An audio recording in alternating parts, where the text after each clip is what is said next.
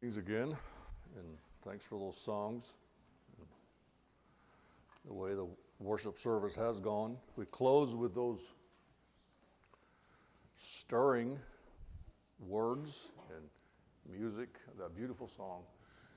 It is well with my soul. Those words were written, told on the deck of a ship as it passed over the spot. The pilot, the captain had told the hymn writer that, or he had awakened him or something, brought him out, probably dark, stars above. Went over the spot where his wife and his daughters had gone over. He had sent them over first, over from America to Britain, I think, and the ship had gone down. Maybe it was the Titanic, some notable thing, and his wife had telegrammed him back, he said two words, saved alone, saved alone. And he immediately went over to her. Earlier, he had also lost most of his real estate holdings in the Chicago fire. A man who had suffered greatly. Many things that could have offended him deeply. And yet on the deck of that ship, those are the words that he wrote. And his conclusion is, of course, that it's a well. That is, my soul is in a state of wellness. I don't disagree. I appreciate that song greatly. But as if to accent my difficulty of preaching the message this morning, you had to sing that song yet to put it in my face. Because that is the prominent idea that is presented to us in the face of offenses, which is what I want to speak about, is that we are to correctly remember that we are in a place safe with God and that everything is well. But there is actually a vast multitude of Christian thought in Christian scriptures, the scriptures, that say that in the face of offenses, things that could hurt you, do hurt you deeply, in order to not allow the bitterness would naturally want to crop up from that, is to do something else. And it is not just to comfort yourself that you're in a state of wellness in the hands of God, but that you're actually to do well. In the face of adversity and offenses, we are instructed to do well. And it seems such a simple thought. Well, yeah, of course, but what does it mean? Turns out it means quite a bit. So let's look at the verses that I want to start from. I'm kind of more or less working through the sower again and the three types of soil. So this is the second one, the stony places. And the title is When Offenses Turn to Stone. Matthew 13, but he that received the seed, and this is Jesus' explanation to the disciples, when he received the seed into stony places, the sower, putting it in, the same is he that hears the word, and anon with joy receiveth it. Yet hath he not root him in himself, but endureth for a while. For when the tribulation, persecution arises because of the word, by and by he is offended. So I want to broaden that, obviously, take it beyond just persecution as new believers, and talk about this severe problem that we have in our culture of offenses turning into stone. And the image there is, if you picture a farmer trying to raise a crop out of stony ground, you have all these stones lying around. He can't plow. If he tries to plow, the plow bounces around, and even after the seed falls in, if it's really stony, the seed can't grow because the stones block out sunshine and the rain and cover, and you can't get much of a crop out of it. I was reminded of this, and I debated whether I want to tell that old story of the redwood tree, but I want to keep it more practical this morning and try to get to that point of what do we do, because there has to be an answer. I've said that to myself years and years, but what is the answer? What do we do, or what seemingly have people in the past done, and what do certain people do? They don't seem to get bitter. They have plenty of reason to get bitter, but they don't. What are they doing that's different from other people who end up seemingly lost in some kind of bitterness, and they can't go on? They seem like they can't function. Reminded of it in my brother-in-law's funeral, sitting there, and a lot of he's from non-Mennonite background, and a lot of his relatives are not believers from what I understand. I don't know that extensively about the family. But they had them up front like is normally done in a funeral. And I understood that the pastor had been instructed to, as is often done in those settings, to make sure the gospel is presented. That would certainly have been Chuck's will or desire, that it be presented. And the pastor did a good job of that. And as he was doing that, I just looked at the people, and you can take this, take it or leave it, but to me, I saw stony ground. I saw people sitting there with offenses in their lives. I saw questions being raised about, yeah, but what about this? Why did God do this? And why would God allow that? And all these things, we are an offended generation. And it makes it impossible, almost, to get anything to grow in that type of soil. And we know what the world's answer has been ever since Freud. I've gone over that before, so I don't want to spend too much time on it, but Freud's concepts did seep into almost everything. You cannot take any kind of Christian counseling. It just is not to be found that you will run into digging up the past in some form. That you need to go back and dig up the past, and that act itself is supposed to do something miraculous, supposed to clear it up. It doesn't seem to be clearing up much anything to me, and a lot of people are gurgling up all this stuff, all these offenses. They're quick to say what they feel, you hurt me and you hurt that, and it seems to be driving us further apart than it's doing. So Freud is not the answer, but what is the answer? The one that has lately become even more prominent, or I've seen it kind of pick up steam even among conservative churches, is this legal approach where you make the guy that offended you pay. He has to pay. Don't know quite what to do with that, but I don't see it taking us anywhere necessarily good. It's not solving the problem. And so what problem am I trying to solve? Maybe I should define that. I'm trying to solve the problem of the stones in my own life. That's what I'm not trying to solve the problems in my offender's life. I want to know, how can I keep functioning? I want to know how I can keep going. And it'd be nice if he was benefited too, but first of all me, and in the lives that I touch, the lives around me, how can we keep going in the face of unjust suffering? Yes. And life is just breathing is unjust first. You want to analyze it. How many people,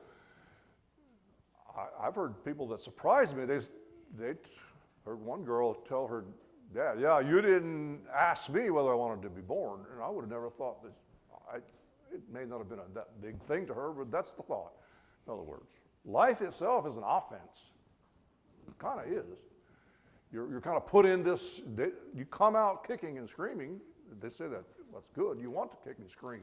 But why would a baby who doesn't know anything, why is he kicking and screaming? Because he's offended. No, it's an offense to him. Come out of this nice world that he was in and whatever, come out and he doesn't like it. So at its root, and what God did that. So So there's offense number 2. And so let's do a little bit about just and unjust suffering, just kind of set the tone. Scripture does make a clear distinction, or it seems clear to me at least, that it sees the difference between just and unjust suffering, that there is. And let's just read 1 Peter 4, the first 3 verses. And let none of you suffer as a murderer, or as a thief, or as an evildoer, or as a busybody in other men's matters. Yet if any man suffer as a Christian, let him not be ashamed, but let him glorify God on this behalf. Wherefore let them that suffer according to the will of God commit the keeping of their souls to him in well-doing as unto a faithful Creator. So I see a distinct line there between unjust and just suffering. If you steal, if you kill someone, then you're supposed to suffer, and there's going to be no value in it. There's no redeeming. It's whatever. It's not something that you can get anything much good out of that, other than maybe it'll straighten you up.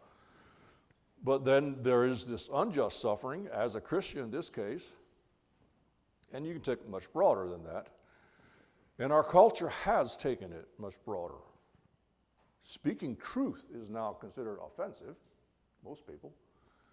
If they don't like something that you say, it's offensive. They've taken the whole life thing to, if they don't get what they want, if we just live in an offended world. I don't think I have to prove it too far. So how do we, so let's just deal with the unjust suffering. I have things in my life that were done to me, that happened to me, that were not my fault. And yes, let's allow that we take that too far, but let's just go there. Let's say we are totally justified. In fact, okay, let me just put a little aside there. I have actually found more peace by taking more blame on myself than I should have. And I found that didn't work well either. I actually had to go back and face it, that yes, it was unjust. It wasn't my fault. Could have done something better, yes, but at its root, it's not my fault. So that is going to be a premise that we're working from. Unjust suffering. It is unjust. They should not have spoken to you like that. They should not have used you like that. You did say, you were right when you said it. They should have acknowledged you, and so on and so forth. So that's our setting. So what do we do when that occurs to us? Do we mull over it, remember it, go back and look at it and think? Well, let's look at our story, because there's actually a very scriptural answer to this. Again, it seems so ordinary, so common to do well in that setting. To do well. What does that mean? To do well. And that comes from Genesis chapter 4. It's the second major story, or it's the first major story coming out of the Garden of Eden after the fall. And that seems very appropriate to me. Like that should be the first thing that they faced, bitterness, because it is so pervasive in all of our lives. This tendency to become bitter because of things that we are suffering which were not our fault. So the setting of that, they're coming out of the Garden of Eden, and immediately there are, especially for the next generation, there's plenty of reason to be offended. In our story, let's read it first. Okay, so chapter 4, in verse 1, Eve conceives and bears a son, names him Cain. She bears another son, Abel, the brother. And Abel was a keeper of sheep, and Cain was a tiller of the ground. And in process of time, it came to pass that Cain brought of the fruit of the ground an offering unto the Lord. And Abel he also brought of the firstling of his flock and of the fat thereof. And the Lord had respect unto Abel and to his offering, But unto Cain and his offering he had not respect. But Cain was very wroth, and his countenance fell. And the Lord said unto Cain, Why art thou wroth, and why is thy countenance fallen? If thou doest well, shalt thou not be accepted? And if thou doest not well, sin lies at the door, and unto thee shall be his desire, and thou shalt rule over him. I heard someone say lately, which really resonated with me. He said that if you think your situation is bad now, which many of us do, he said, you have no idea how bad it can become if you allow yourself to become corrupted by your unjust suffering, he said.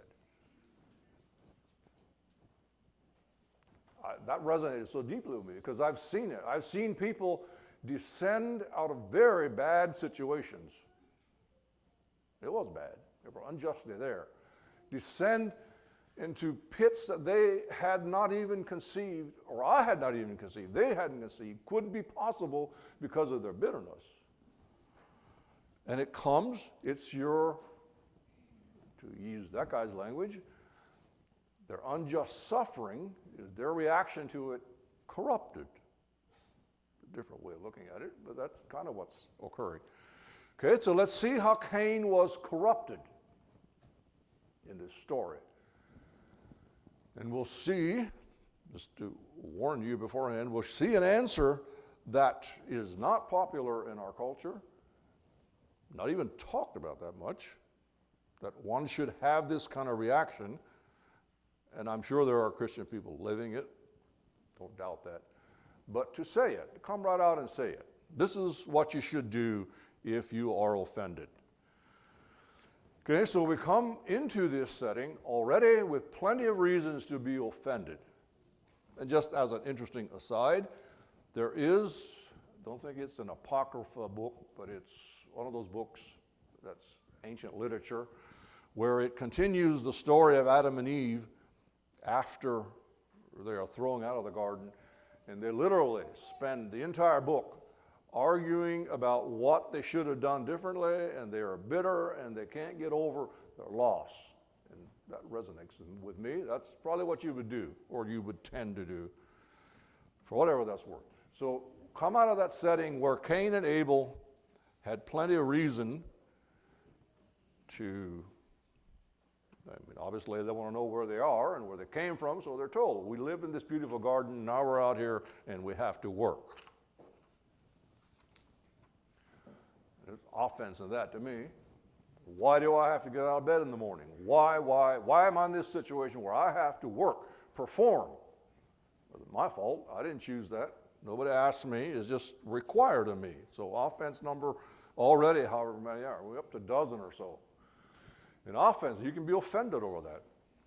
That's why people don't work anymore, because they're offended. They think they're above that. Why would I need to go out and sweat like a dog to make a living when you should just give me enough money that I can live off, or my parents should, or something? That's why they're not doing it, because they're offended.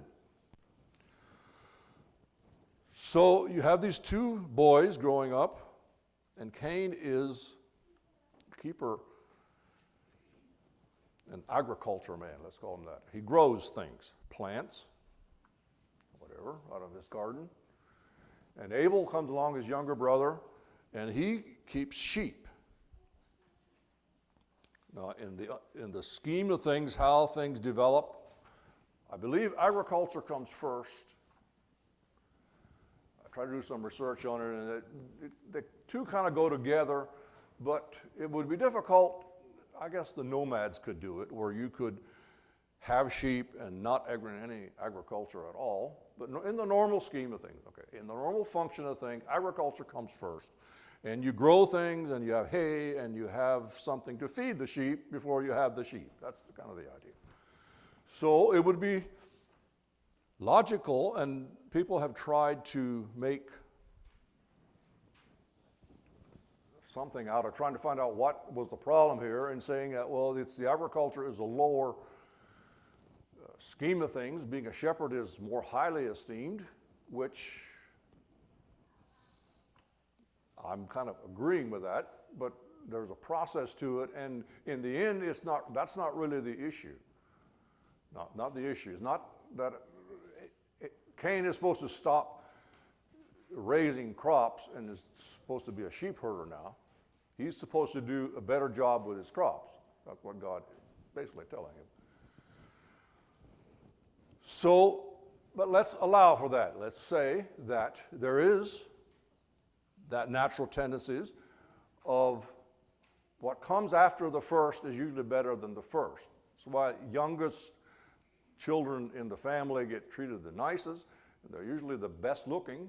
I don't know how that all works, but you can look for yourself. Why does the last always get more favor? So Cain is here. He's raising his crops. Let's just walk him through it. He's doing his thing and probably getting praise, acceptance in the community. And here comes his younger brother-in-law, and he's raising sheep. And pretty soon, everybody is saying, you know what? How wonderful Abel's sheep are, how healthy they look. They're not saying anything about Cain's crops anymore. Just playing it out. So that's happening, and that is very real in all our lives. It's a very real problem you're going to face. There's always going to be somebody, and even if you enjoy the sunshine for a little bit, people like what you're doing, they're fickle. Learn that. Absorb that. Public opinion is one of the ficklest things. Once Frank Peretti at a writers' conference struck me to my heart. Hasn't written a book in like 15 years, but doesn't matter. He sold millions and millions of copies back not that long. So I'm at breakfast at a writers' conference, at a table, sitting by himself, not one person at the table. Couldn't believe it. 15 years is all it took from where everybody knew who Frank Peretti was, and now nobody knows him. Anyways, that can offend you. And it certainly, apparently, offended Cain deeply that now everybody likes what Abel is producing more than is Cain. And to make things worse, as they go to do their sacrifices before the Lord, and I don't know how this was manifested. People envision Abel's smoke going straight up and Cain's kind of hovering around. Works for me. Somehow they knew it wasn't acceptable. So that's even worse. So it's not just the people around Cain who are rejecting him, it's God himself who is now making it clear to Cain that I don't like your sacrifice. And he is bitter. His face falls, and he's furious, and he thinks about that. He ponders about this, this is what we do. How is this fair? And we mutter in our souls about how things should not have been done this way, and how unjust it is. And when God shows up to talk to Cain about this problem, Cain is expecting God to give some relevance to his complaint and to what he wants done about the complaint, because this is precisely our problem. We want the world modified to meet our offense so we're not offended. And Cain wants the same thing. He is expecting God to tell him to take into consideration this unjust situation and do something about it. Change the unjust situation. Explain to the people that look how Cain's also working hard. Cain is getting up out of bed, he is going to the garden, and he is raising his crops. And all Abel is doing is just waltzing through the village with his sheep and just herding them, and they're growing by themselves. Abel's doing nothing. He doesn't even have to. See, that's how we think. The bitterness coming through. Cain wants God to explain that to the people and to straighten the world up so that I'm not offended. That's what we want. Or we can say, take a stab at the song that we started with. We can say, okay, I'm still in a good state of being, but Cain would not That's not in the story. That's not how we really think. We've got to do something about this offense. And God tells Cain, of all things, the last thing he wants to hear. And I think it's the last thing we want to hear. God is saying, God tells him, if you do well, what does that mean? So you bring this sacrifice. What does it mean to do well? Later, the sacrifice, the concept of sacrifice would be modified, or not modified, but further explained that it's the best. So that's what God looked at, the best. And this would, just to go kind of quickly over, because this theme is very foundational. The more I saw it, the more it's there. It's just kind of flowing under the current. It's been there all the time. We don't see it. And it's even in the New Testament. It's strong. He says, Romans 12, present your body as a living sacrifice. That's an Old Testament term. We thought that was gone a long time ago. And there it is in the New Testament, prominently. To sacrifice, to give, if we take the original concept of what sacrifice, to give our best. And that will carry on to God himself, gave his best when he gave Christ. Heaven didn't give some crippled up angel taking care of some ancient planets. Yeah, we'll sacrifice him. Heaven gave what was closest to the throne, the Son. That is the biblical concept of sacrifice, and that was required of them. The lamb cannot, the sacrifice that was brought cannot have any defects in it. It had to be the best. It's such a waste. There's offense in that. Why do I want to take this best thing that I have, put it on the altar, burn it up, and it disappears in the smoke, and who has benefited? Turns out the answer is us. Turns out it's doing something to us. And ultimately, it will be the route through which we get rid of ourselves. If we're trained in this, disciplined in this, we will be able then to offer up what we really see as the best, and that's me. Put me on the altar. See me burn up in smoke, and believe that God can out of that make something much greater than what I am. But anyways, back to Cain. So this is what God is saying to Cain. And it's not just that he's not bringing, I'm pretty sure about this. It's not just that Cain isn't bringing the best of what he has. I think I'll go there. I'll dare go there. It's not so, Cain is raising some carrots or beets or whatever, and fine. I don't see that Cain would have really struggled with the idea of, yeah, okay, I think he knows to bring his best carrots and his best beets to sacrifice. I don't think that's the issue. But the issue is that the carrots could have been better. The beets could have been better. If he'd have got his tail out of bed and taken care of things, he was slacking off. He was not doing well anymore because he was offended. So he slept in. Let's just put it in commentary. He slept in.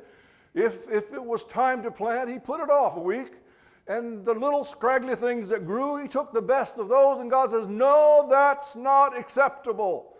I want the best you can produce. And that cuts to the core of my being when I am offended, when life is unjust, that should be my reaction. No, I don't want to. I want to feel sorry for myself. I want the world straightened up. I want those people to see what they've done wrong. And God is telling Cain, and he's telling us, no, if you want to keep yourself in a productive state of mind and be able to produce the best, your response to that situation is to give it everything you have as far as the good. To do well. And that's not what Cain wants to hear.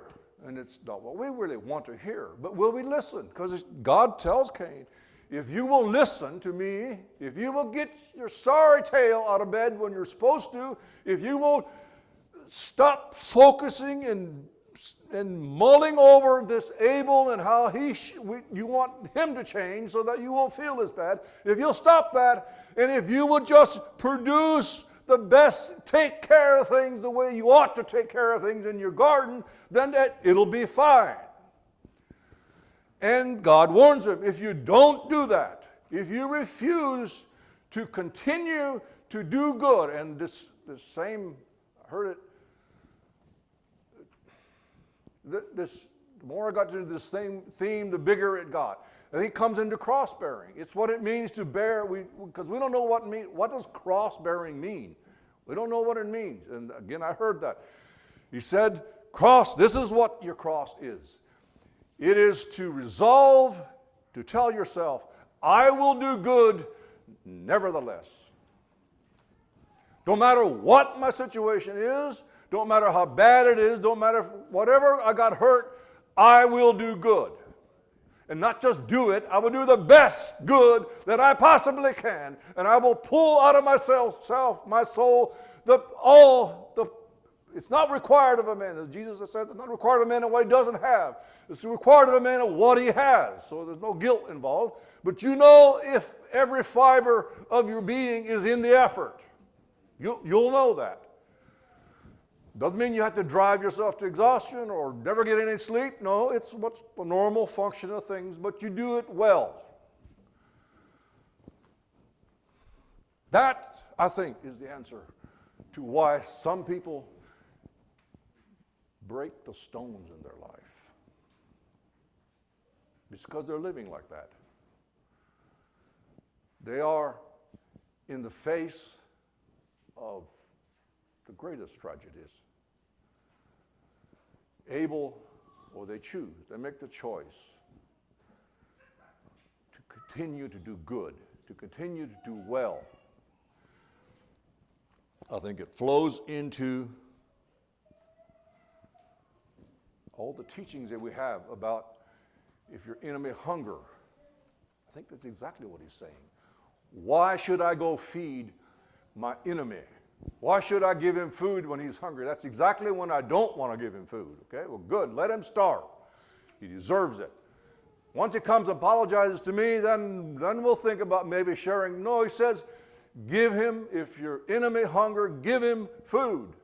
If he's thirsty, give him water. Why? Why would I want to do that? Because I want to do it because I want to save, I can't save my own soul, but I want to take care of these offenses. So that I can, in the day of judgment, when the appearing of Jesus Christ, like we heard this morning, I can have something to give that has value for eternity. And I'm not going to be able to grow these crops with these offenses in my life. I'm not going to be able to do it. I look at, I've often wondered, as easy as our culture is offended, how they did it in the past. They suffered in ways that I cannot imagine. And I'm serious about that. Take the story. Let's just do a very simple illustration. You could pull it out of a lot of places. But the story of Naaman being told by his servant girl to go to Israel. I mean, first question is, why is Naaman a general in the army? He's the highest. The king leans upon his arm when they go to the temple. He's second to the king. What is a general doing listening to a servant girl? In that culture, that makes absolutely no sense. Put in his desperation if you want. Sure, he has leopards. He's ready to grasp at straws. Don't work for me. I can't explain it. And that girl has every reason to be offended in ways that we have no concept of. She was taken from the land of Israel, obviously. They weren't. We think wars are bloody today. They are worse, much, much worse back then, what they did to people in wars. She no doubt saw that. Very possible that most of her family was slaughtered. Her brothers certainly did not survive, if they were at all of any age. Younger brothers would also possibly they would either kill them or they would have taken them as slaves. And the boys, I'm going to mention what they did to them, but that would have been standard. She's lost her whole entire family. She has lost a country that she no doubt loves. What is the evidence of that? Because she tells the general to go back to her country. She keeps thinking about her country. She loves her country. She's not bitter, because if she's bitter, Naaman is not going to be listening. Just doesn't work. So what is the setup of that slave girl who has every reason to be offended, much, much more than we can even conceive? There's only one possible answer. It's because she's been doing well. She's been doing good work. If she was a kitchen maid or what's a slave, I bet she got the cleanest pots in that house. And Naaman notices that. If she was assigned to prepare food, it was the best food in the house. When Naaman was eating and he hits an exceptionally good tasting pot, he's asking, where does this come from? Well, it's the slave girl from Israel. That's the only explanation for why she even got close to him, close enough to even say that. And plus, why he would even consider listening is because she had years and years of record in that house of being a quality person that benefited the house. And why is she offering this to Naaman when he does get leprosy? A bitter slave girl would not have offered it. She'd have thought, good, the beast is going to die. Sooner the better with me. Why does she not? Because she has been choosing a life of doing well. And it has kept the stones out of her life, and she makes it into the Bible. With stones she would not have. Never been a chance in the world. And Naaman, and when she speaks, he pays attention. I'm going to suggest that this theme carries completely through the New Testament. We just often don't see it. I'm going to give you my example. I'm not going to get into these individually, but Galatians, let's just read through them. Galatians 3:17. But whatsoever you do in word or deed, do all in the name of Lord Jesus, giving thanks to God and the Father by him. Wives are to submit yourselves unto your own husband as it is fit in the Lord. Husbands, to love your wives, be not bitter against them. Children, obey your parents in all things, for this is well-pleasing unto the Lord. Fathers, provoke not your children to anger, lest they be discouraged. And servants, obey in all things your masters according to the flesh, not with eye service as men pleasers, but in singleness of heart, fearing God. And whatsoever you do, do it heartedly, as unto the Lord and not to men. So go get that word out, heartedly. I think we often leave that out of when we're trying to figure out oh my, I got to submit. I got to go to the job. He's saying do well. Do it heartedly. Children, notice Forrest kind of hit it inadvertently the other day. Teach children to cheerfully, cheerfully obey, just drudgingly. Wives submitting unto your husband. Well, got to obey the whatever name you want to call him.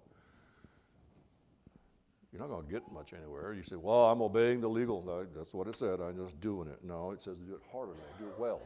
Do him well. That's submitting. And so on. I think that's what we're missing. Servants hate your job, think it's beneath you. I've always noticed that you're going to come out much better if you did the best that you could have in that job. And you say, well, all I'm doing is wasting my talents for, whatever. If you think that's wasting, Give yourself 5 years of a wasted, stony-filled soul full of bitterness, and you will see true waste that will truly grieve you to your heart. And the time will have passed. You can't get that stuff back. Do well. Do well. We need to learn, I think, what that means, not just to, bless the song, just to envision ourselves safe in the arm. We're going to be safe someday, but in this world, seeing it's good. But we also need to learn to live good, to live well, to bless, to watch our efforts toward people that are going to absolutely waste it, our enemies. They're not going to benefit anybody, and yet somehow it does. Let's stand, I'll have prayer, and be dismissed.